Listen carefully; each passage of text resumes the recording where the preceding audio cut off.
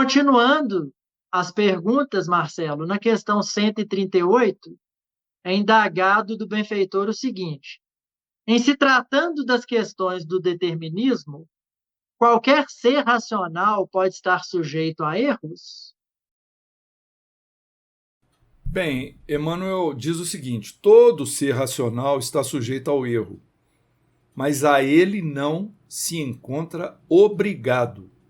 Em plano de provações e de experiências como a Terra, o erro deve ser sempre levado à conta dessas mesmas experiências, tão logo seja reconhecido pelo seu autor direto ou indireto, tratando-se de aproveitar os seus resultados em idênticas circunstâncias da vida, sendo louvável que as criaturas abdiquem a repetição dos experimentos em favor do seu próprio bem no curso infinito do tempo. Então vamos lá. Estamos todos sujeitos ao erro, somos criaturas falíveis, mas não somos obrigados a ele. Não precisamos repetir. Muitas vezes podemos evitar as repetições, mas não o fazemos por egoísmo, por vaidade, por ambição, por conveniência. Como diz o outro, muitas vezes fechamos os olhos e deixamos rolar. Só que os erros trazem consequências. E as consequências são não apenas as futuras reparações e provações, mas também o cerceamento do nosso livre-arbítrio. Porque muitas vezes o erro vai implicar uma próxima encarnação com um constrangimento muito forte que não nos vai dar liberdade de agir. Por exemplo, disse que criaturas muito inteligentes que usaram raciocínio para tramar o mal, para edificar o mal em certas situações, como diz Emmanuel, se não me engano, um dos livros é o livro Leis de Amor, ele diz que elas retornam à Terra com impedimentos intelectivos, ou seja, o cérebro vem com deformidades. O espírito é muito inteligente, mas ele reencarna num cérebro cheio de limitações. Por quê? Para evitar, para bloquear que ele repita as ações, que ele insista no erro. Então, muitas vezes, esses mecanismos das deficiências, das doenças da Terra, estão sendo filtros corretores, estão sendo, na verdade, benéficos ao espírito. Então, sabendo que esse mecanismo existe, e como diz aqui, tão logo seja reconhecido o nosso erro pelo autor direto ou indireto, olha a importância de nós termos o discernimento para saber se estamos certos ou errados, se estamos agindo de acordo com a lei de Deus ou contrários a ela. Isso é que é importante. E aí a nossa decisão seguinte vai direcionar se nós vamos poder continuar gozando do livre-arbítrio, cometemos o erro, arrependemos, vamos para as ações do bem, as ações corretivas. Cometemos o erro, arrependemos, mas continuamos no mesmo erro, porque o arrependimento por si não quer dizer muito, é apenas um primeiro passo, mas é preciso que seja dado os seguintes, né? Então aí nós vamos ter que arcar com as consequências dessas situações. Por isso, Emmanuel sugere que a gente abdique da repetição dos experimentos. Daí vem realmente a necessidade da força de vontade no combate aos nossos próprios erros, no reconhecimento deles e no nosso aperfeiçoamento por desejo próprio. Aí, Otávio, vem a 139. Se na luta da vida terrestre existem circunstâncias por toda parte, qual será a melhor de todas, digna de ser seguida? Mais uma vez, Emmanuel vai distinguir o determinismo divino do determinismo humano, que já foi objeto de explicações anteriores. E ele nos convida a seguir sempre o determinismo divino, que é pautado no bem e na lei de amor. Mas para fazer isso, a gente tem que ir aprendendo a distinguir um do outro, né? O que é determinismo divino e o que é consequência das nossas escolhas anteriores, para que a gente vá harmonizando o nosso determinismo humano, fruto do nosso livre-arbítrio, ao determinismo divino. Porém, para isso, diz Emmanuel, é preciso o sacrifício da satisfação egoística da personalidade. E é aqui que muitas vezes a gente derrapa, né? Porque não queremos desapegar do nosso egoísmo, né? Da nossa vaidade, da nossa própria personalidade. E aí ele conclui: em virtude dessa característica, o homem está sempre habilitado em seu íntimo a escolher o bem definitivo de todos e o contentamento transitório do seu eu, fortalecendo a fraternidade e a luz, ou agravando o seu próprio egoísmo. Então, apenas para usar uma metáfora, é como se a gente estivesse numa encruzilhada. Por aqui, eu vou harmonizando a minha vida ao determinismo de Deus. Por aqui, esse outro caminho, claro que é só uma metáfora, eu vou fortalecendo meu próprio egoísmo. Obviamente que esse último caminho vai me levar para os abismos, né? Que depois eu terei que reconstruir pontes para voltar a harmonizar as minhas escolhas às leis divinas. Essa é a proposta. Mudando um pouco agora o foco, na questão 140, Marcelo, é indagado o seguinte: os astros influenciam igualmente na vida do homem? Pois é, devemos seguir o horóscopo, né, Otávio? Há uma lógica em certas coisas, né?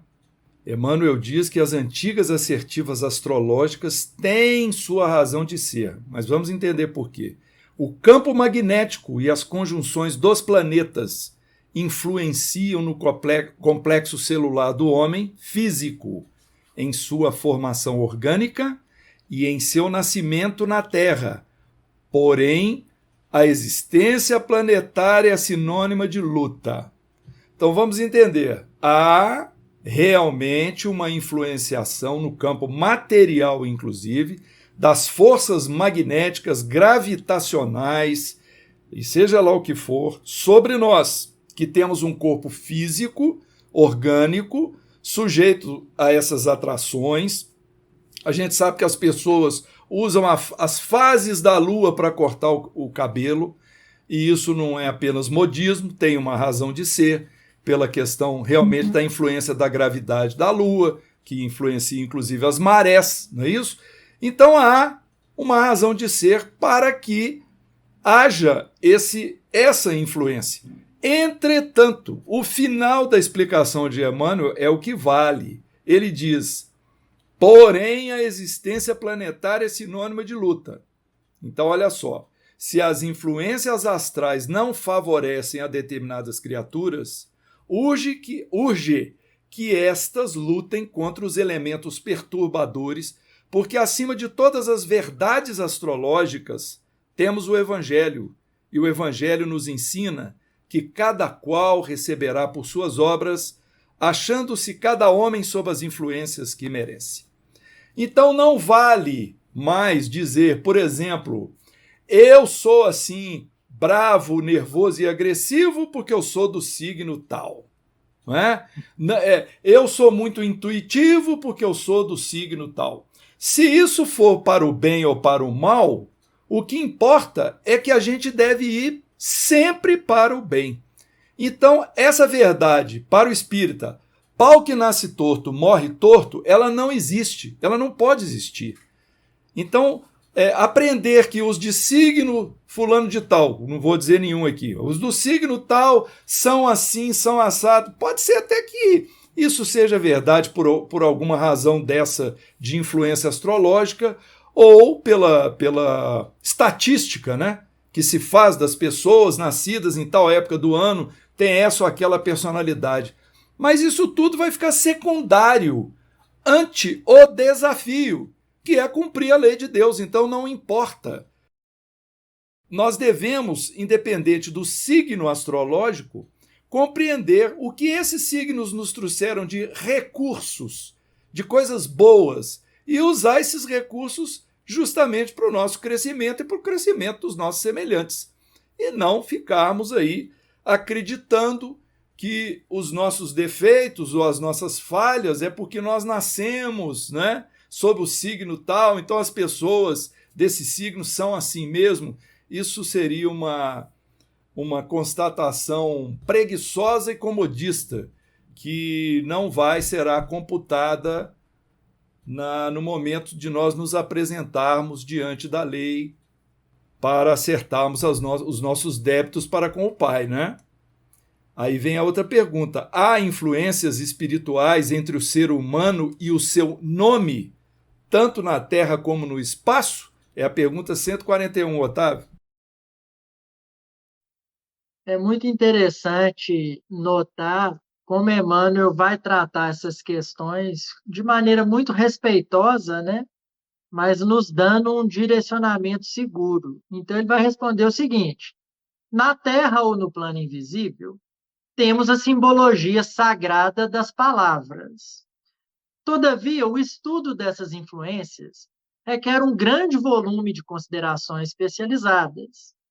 E como nosso trabalho humilde é uma apologia ao esforço de cada um, ainda que temos de reconhecer que cada homem recebe as influências a que fez jus, competindo a cada coração renovar seus próprios valores, em marcha para realizações cada vez mais altas, pois que o determinismo de Deus é o do bem, e todos os que se entregarem realmente ao bem triunfarão de todos os óbices do mundo.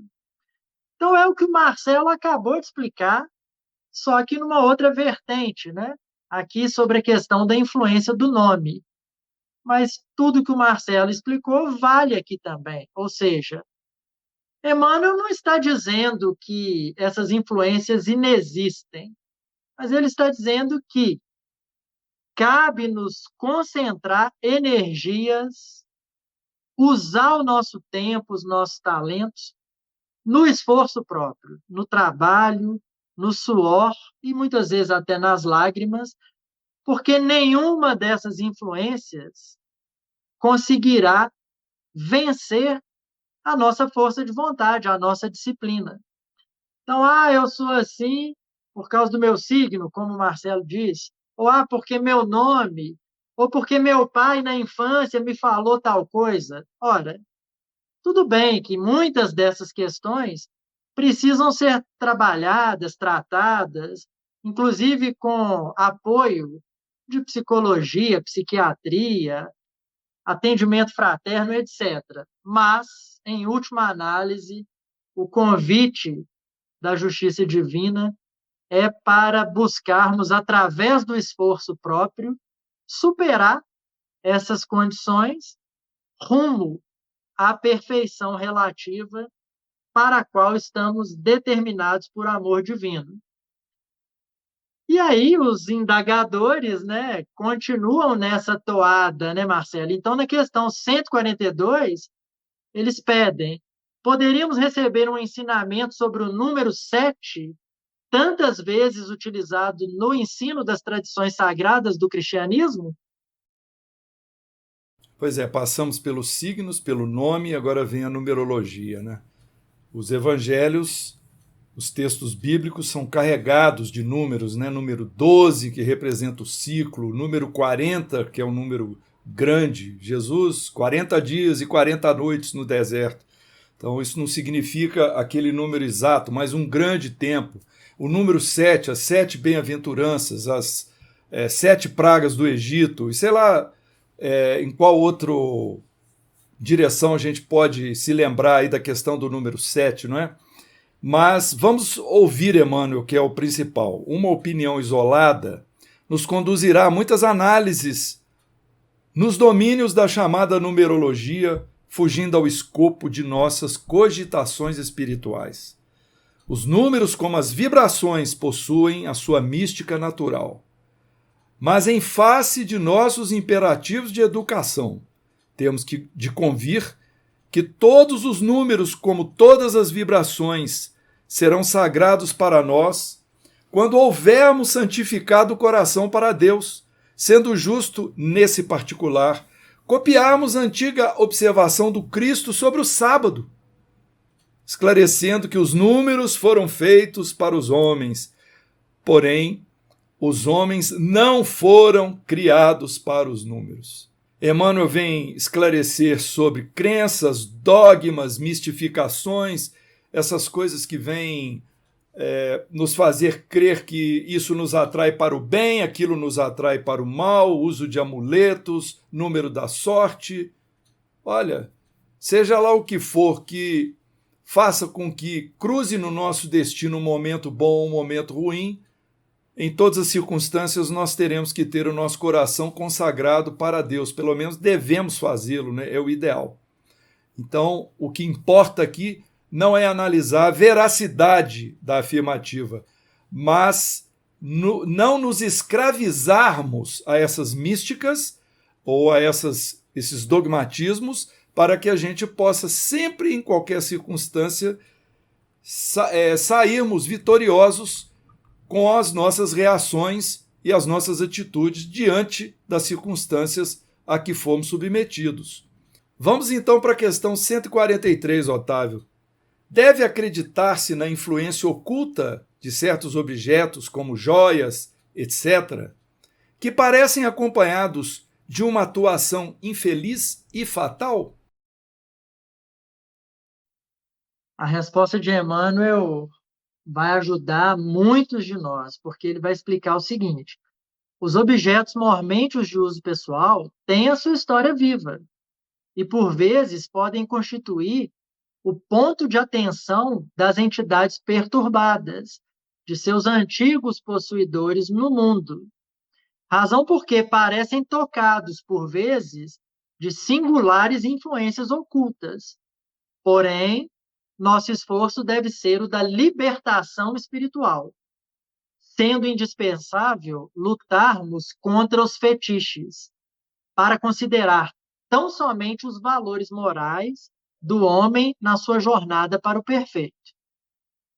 Então, nos lembramos até mesmo lá de Hydelsville, né, 1848, início daqueles fenômenos que, digamos assim, atormentaram as irmãs Fox e a família Fox, de um espírito desencarnado que, de certo modo, estava preso ali naquela casa. Muitos de nós, às vezes, um ente amado desencarna e a gente tem dificuldade, por exemplo, de desfazer o quarto, de doar as roupas, etc. Então, Emmanuel começa respondendo assim, que sim, muitos objetos de uso pessoal, sobretudo, têm uma história viva, especialmente em função do nosso apego. Tanto o apego de nós encarnados que ficamos, né, que às vezes não conseguimos ali nos libertar, quanto da entidade que desencarna, que muitas vezes continua ligada, seja a um objeto, seja a uma herança, a um patrimônio que deixou, uma fazenda, seja ao lugar que sentava na mesa de jantar. Essa questão do apego, ela é muito forte para muitos de nós. Mas, de novo aqui, Emmanuel está nos convidando, né, o Marcelo usou a expressão escravização, né, na resposta anterior, e não por acaso Emmanuel está nos convidando aqui a nos libertarmos, né? Porque essas questões materiais, objetos, patrimônio, isso não vale quase nada para o espírito imortal, né? Muitas vezes isso é fruto de aprisionamento nosso. Então, é uma resposta realmente que vale a pena a gente refletir, inclusive nós aqui encarnados, para que a gente vá, aos poucos, nos desapegando, né, desses objetos, dessas questões materiais, sob pena de sofrermos bastante ao desencarnar, porque vamos continuar ali, às vezes, ligados ao sofá da sala ao carro, né? Enfim, são múltiplas as possibilidades, né? Então, realmente, é uma resposta com reflexões muito pragmáticas, né? Já caminhando para as últimas perguntas deste episódio, Marcelo, na questão 144, é indagado a Emmanuel o seguinte: os fenômenos premonitórios atestam a possibilidade da presciência com relação ao futuro? É algo que traz muita curiosidade para diversas pessoas e muitas buscam e até insistem em serem enganadas com ledores da sorte e pessoas que têm essa capacidade, entre aspas, de prever o futuro. Então, nada melhor do que nós termos a resposta segura de um guia espiritual de elevada envergadura espiritual, né? O espírito de Escol, o guia espiritual de Francisco Cândido Xavier, o Emmanuel, quando ele inicia a resposta dizendo assim: os espíritos de nossa esfera não podem devassar o futuro, considerando essa atividade uma característica dos atributos do Criador Supremo, que é Deus. Então, fim de papo. Não é possível essa presciência do futuro, especialmente no nosso nível, na nossa evolução, esse ponto evolutivo. Porque há os espíritos puros, espíritos que estão mais próximos de Deus, e a eles pode ser dado alguma capacidade, né, nessa habilitação. Mas ele continua dizendo: temos de considerar, todavia, que as existências humanas estão subordinadas a um mapa de provas gerais. O que ele está querendo dizer? O mapa de provas é, considerando-se o passado da criatura, o que ela ficou por conta de reparar, ela tem débitos, e as provas que vão ser colocadas para testar o seu mérito, aí nós podemos prever o que ela vai receber pela frente. Mas aí tem um sentido lógico essa relação. Então ele prossegue: onde a personalidade deve movimentar-se com seu esforço para a iluminação do porvir, e dentro desse roteiro, os mentores espirituais mais elevados podem organizar os fatos premonitórios quando convenham as demonstrações de que o homem não se resume a um conglomerado de elementos químicos, de conformidade com a definição do materialismo dissolvente. Então, muitas vezes, o nosso futuro é o resultado da expectativa daquilo que nós plantamos antes e o que nós deveremos colher adiante. Então, em relação ao nosso próprio trajeto, à nossa caminhada, há realmente possibilidade de haver premonição nesse sentido. Por exemplo, muitas vezes o espírito, antes de passar por determinada situação que ele já se comprometeu antes de reencarnar, ele pode, em desdobramento durante o sono, o seu espírito receber um aviso de que vai acontecer tal e tal coisa com ele, conforme fora planejado para a sua reencarnação. Então, ao retornar, aqui vem para a mente dele como um sonho premonitório. Mas, na verdade, ele não está prevendo o futuro, é algo que ele já havia se comprometido. Então, esse é um dos exemplos do que pode acontecer nesse sentido. Mas prever desastres, prever pela cartomancia, o futuro de determinada pessoa, no sortilégio, isso não faz parte das bases espíritas, né, de entendimento do que sejam os fenômenos premonitórios. É claro que nós demos aqui um exemplo dentro do nosso conhecimento, mas podem haver outros que vão esclarecer certas questões premonitórias também, que pode, né, por mérito ou para o nosso próprio benefício ou de alguém, pode ser que espíritos benfeitores façam chegar a nós certas informações para que a gente compartilhe ou para que a gente mesmo lide com elas, mas sempre visando um fim útil. Então, Otávio, vamos agora para a última questão desse episódio, a 145, E ela vai trazer à tona para você responder algo que eu iniciei. Que dizemos da cartomancia em face do espiritismo? É interessante notar, né, como o grupo de encarnados formulou questões as mais variadas, né? E, de novo, Emmanuel vai responder com muito respeito, mas também com a devida clareza. Então, ele diz assim: a cartomancia pode enquadrar-se nos fenômenos psíquicos, mas não no espiritismo evangélico.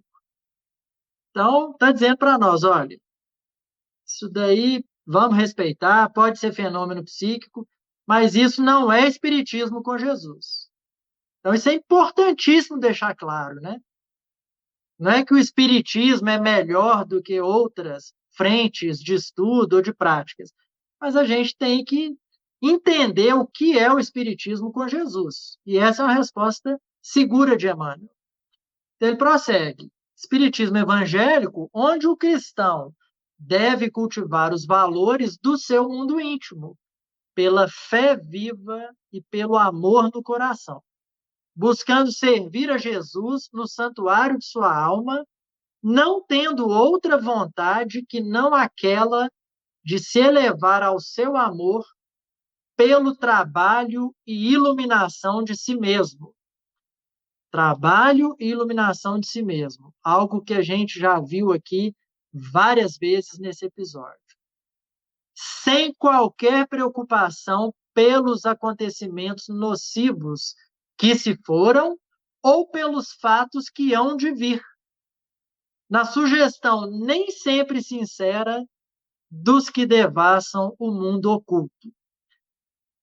Esse final ele é muito importante, porque a maioria de nós tem vivido ou no passado ou no futuro.